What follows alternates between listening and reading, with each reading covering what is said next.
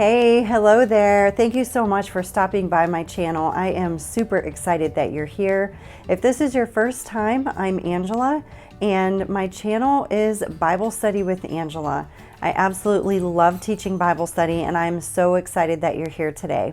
Back in the summer, I had started a series in the book of Acts, and we're currently in Acts chapter 8. You can check down in the description for links for those Bible studies. But right now, I'm in lesson number 3 of a short series that I started. I wanted to just kind of take a break from the Acts series. So this series, I'm talking about past traumas and how they could possibly be affecting us today, causing depression, anxiety, and many other things that we deal with in our lives. Our past traumas can greatly affect our emotions. In the last video that I did in this series, today is actually lesson number 3. But at the end of 2, I had mentioned that I really wanted to talk about the subject of shame, because I think shame is the root cause of so many things that we deal with today. Now, this shame can come from a past trauma that happened to you as a child. It can be a past trauma that has happened to you as a teenager, a young adult, or even as an adult. So shame, what exactly is shame? Shame is defined as the painful feeling of the loss of self-respect. Shame includes the idea of feeling humiliated or embarrassed as from a sense of inadequacy or inferiority. Shame also includes the pain caused by losing the respect of others. You know, shame really is the result of unforgiveness. Unforgiveness is so damaging. Did you know that there are actually studies out there? I'm going to link it down below. But research shows, studies show that unforgiveness can actually cause disease in your body. It can actually cause cancer. So unforgiveness is a very terrible thing. Unforgiveness can be towards, a parent, a friend. It's usually towards someone close to you. You can have unforgiveness towards God, but this right here, what I'm going to say, is very important. Please pay attention. Unforgiveness towards yourself can be so devastating. You may not realize that you have unforgiveness towards yourself, and I can say that because I've been there. Shame is a result of unforgiveness. Unforgiveness towards the person or the people who caused the trauma in your life.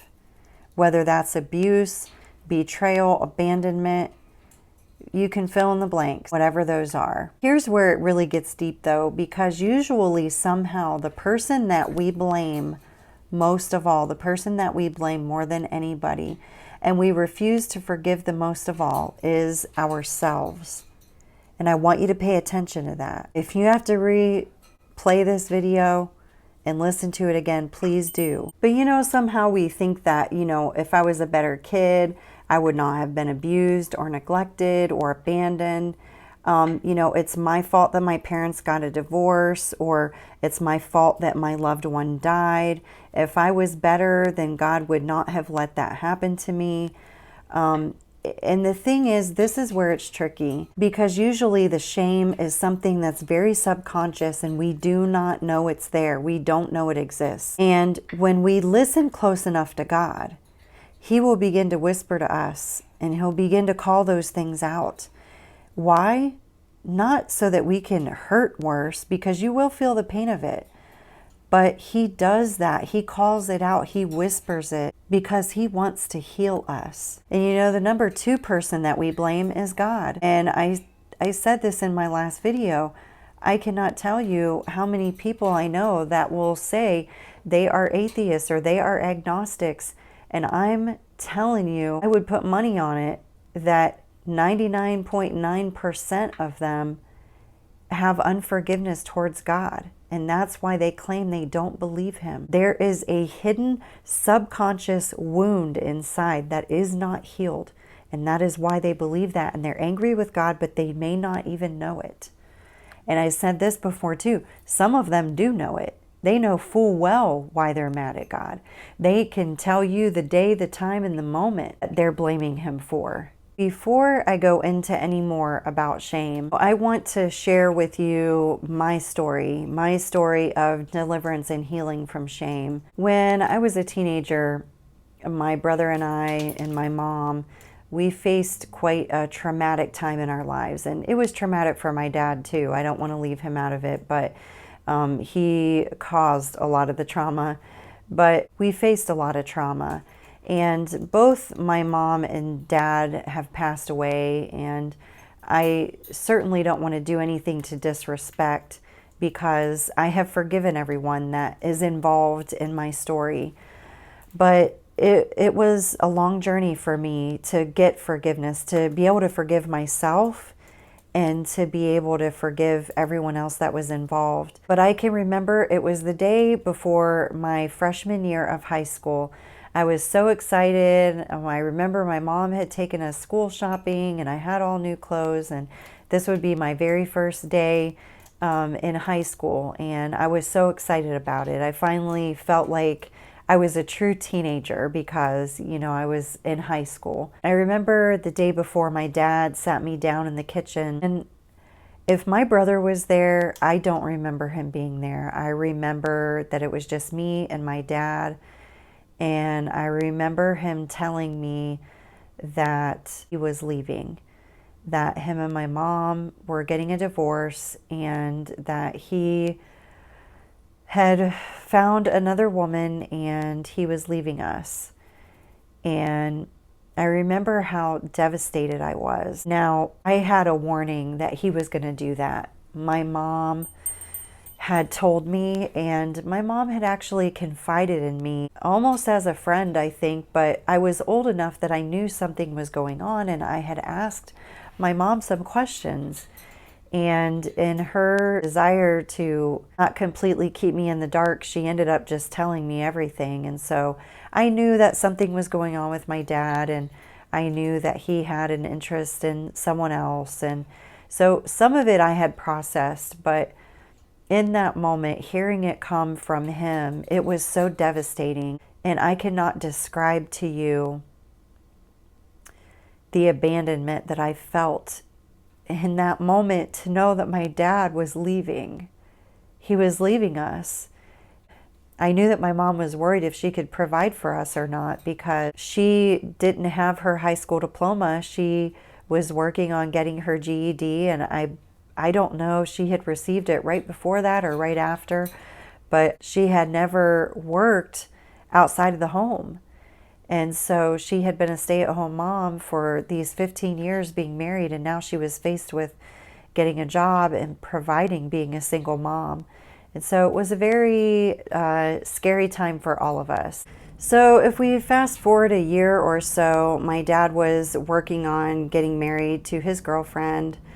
My mom was dating a guy. She was not serious, but he was living with us, and things were not going well. He was quite a bit younger than her. He was drinking a lot. He just, he was a rebound relationship for my mom, and she knew that she needed to have him move out. But my mom's relationship with her boyfriend had gotten to where it was more like she was helping him and, just giving him a place to live. He really wasn't helping out anymore. To make a long story short, it ended up he became abusive, and she had him removed by the police and had a restraining order. And we felt that he was dangerous because she knew that he was a get even type of a person. So after there had been a restraining order against my mom's boyfriend, he decided that he wanted to get even. And so he broke into the house one night. He was very drunk, and he beat my mom really, really bad. And thank God I happened to be home when it happened, because I was able to somewhat intervene. I ran for help, and he knew that I ran, so he had to get out of there. And so I went to my neighbor's house. He's an EMT. He called for help. And my mom ended up, she had some broken ribs. She had it was really bad what she went through. But I witnessed part of that. I woke up to the sound of shattering glass because he had taken a brick and threw it through the back sliding glass door. And I just remember that sound of shattering glass and how terrible it sounded. And I woke up just to see that he was, beating my mom. And so after having went through all of that, I had to testify before the grand jury because this domestic violence case had went to court. And just in going through all of that, I had to get counseling. They wanted me to see the school guidance counselor, and she just kind of helped me to get through and process everything that I had gone through, from my parents' divorce to my mom having a live-in boyfriend and that going sour, and me witnessing the domestic violence. And I remembered specifically that the school guidance counselor had reassured me on more than one occasion that my parents' divorce was not my fault and that I should not blame myself for that. And I remembered watching some talk show. I don't know if it was Oprah Winfrey. I don't know what it was, but there was some talk show, and I remember them talking about that and saying how, kids tend to blame themselves and, it's not their fault. And even if you've been sexually abused, verbally abused, the child tends to point the finger and say, well, there's something wrong with me. And that's why I was abused, or that's why, I was sexually assaulted, because it's something with me. And so I consciously knew not to blame myself. And honestly, I really didn't feel like I did blame myself. I mean, I knew that my dad had issues, and, honestly, I blamed my dad at that point in my life. I blamed him. So fast forward again another several years, and I'm married now to an amazing man. And we got married. We moved to Bolivar. And the city where my mom's ex-boyfriend lived was New Philadelphia, which is 15 minutes from Bolivar. And I was really nervous to ever go shopping down there because honestly, I was afraid that I would see him. He ended up doing about a year's worth of jail time. And to be quite honest, we were always worried that he would try to get revenge on my mom or try to hurt one of us kids or something. And so I was nervous. In fact, anytime we came to the Dover, New Philly area, I got anxiety and I was just scared. And so, over time, after living down here and after going shopping down here and going to the store, I had never had an incident. And so, some of my fears had subsided. And so during that time when we lived in Bolivar, my husband and I started going to church. We had some major changes in our lives. Our pastor started teaching us a Bible study. And I remember this specific time in my life. I had actually been a smoker for 7 years. And I started smoking as a teenage girl. Both of my parents smoked, and, it was kind of just my way to rebel or, just do something. When you're hurting, you just want to lash out. And so, let's do something that harms me. But that's usually what happens. We do something that inflicts harm on us. And so here I am, I'm a smoker, and I don't want to smoke anymore because I've seen people that have emphysema, COPD, and I know that I don't want that to be my future. And so I prayed and, I fasted and I prayed, and I wanted to be delivered from this smoking addiction. And I had heard stories of other people that had gotten prayed for, went to the altar, and they put their cigarettes on the altar, and God delivered them, and they miraculously never wanted to smoke again. And I thought, that would be amazing. That is exactly what I need to happen to me. And so I prayed for that. And again, long story short, I was about to be delivered, but I didn't know it. And I had fasted and had prayed that God would deliver me. And at the end of my fast, I grabbed a cigarette and lit it up. And actually, I dug cigarette butts out of the trash because I had gotten rid of all my cigarettes, smoked the last one, threw them away, whatever I did with them. I was so frustrated, and I wasn't angry with God, but I was confused. I was frustrated because I had done so many things to try and overcome this. I had tried the gum. I had been hypnotized. I tried cold turkey. I had done all kinds of things. And I remember my pastor coming that night to our home. He was teaching us a home Bible study. And my husband had been a smoker as well, had smoked for about 10 years. And I remember our pastor coming and saying, I'm going to lay my hands on you and pray for you that God will deliver you. He said that you have blamed yourself for your parents' divorce. He said, and every time you put that cigarette to your mouth, you are proving to yourself and proving to God that you are not worthy of His love. And I'm telling you, the next thing he said to me, in that moment, something just flipped in my mind, in my thinking. He said, you don't have to smoke anymore. He laid his hands on me and he prayed, and I remember crying, and I remember feeling that shame came to the surface of blaming myself for my parents' divorce, wondering why I wasn't worth enough for my dad to stay. Why was I not worth enough for my parents to work it out? And I just remember feeling these feelings and having these thoughts that I had never, ever had before. They had never, ever crossed my conscious mind. And so I remember just crying and feeling the love of God so strong on my life, feeling the love of God so strong in my heart at that moment. That thought of you don't have to smoke anymore, because I needed a cigarette. Anyone that has had an addiction, you need it. I need a cigarette right now because I'm mad, I'm stressed, I need chocolate. I mean, that could be an addiction too. I need a shot of cocaine, or I need whatever, and the enemy had me convinced that I needed to smoke cigarettes. I couldn't go without it. I wasn't able to stop. I tried to quit, but I always needed that cigarette. And it was like God, in that moment, in that very instant, brought deliverance to my life. It was swift and it was sweet. It was instantaneous. I never smoked another cigarette after that day. And I never, ever wanted to smoke another cigarette after that day. And honestly, that night, I didn't know how I was going to feel. I thought, what am I going to do when I'm around other people that smoke? I have friends that smoke.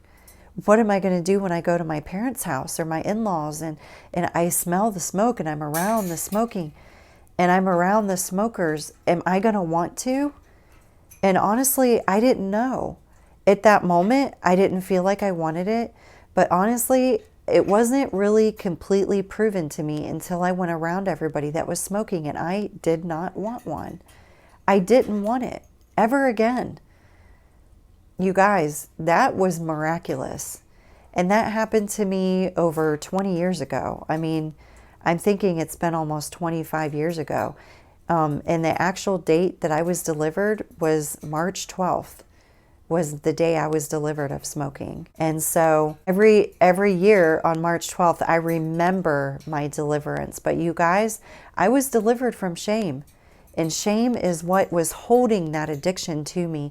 So I can't help but to wonder, those of you sitting there listening to this video, what shame do you have in your life that could possibly be binding you to an addiction or to depression, anxiety, to some unfulfilled thing that you have in your life?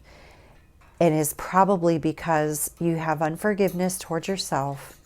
You don't forgive yourself for someone's death, someone abandoning you, someone hurting you, someone offending you. You haven't forgiven that person and you haven't forgiven yourself. And I'm telling you, friend, when you will let God in, He will show you how to forgive. He'll show you how to forgive you, and He'll show you how to forgive those that have hurt you and offended you. And I'm telling you, it's worth it. So open up and let Him in. God will do it. If there is anything that I could do personally to help you, if I could coach you through a time or a moment that you are dealing with, I would be honored and more than happy to help you. And if you are someone that has received a similar deliverance, please share it in the comments. You know, I would love to hear your testimonies and hear your story. I would love for others that are watching this video and others that would read the comments that they would see your testimony as well and be ministered to. And so please make comments down below, share this video, because I really want my testimony to get out there to make a difference. You know, I didn't go through all of that pain and suffering just to keep it to myself. You know, I hope that it will help others. Thank you so much for watching. Never forget that God has a plan for you. He's not finished with you, and He loves you so much. Be blessed.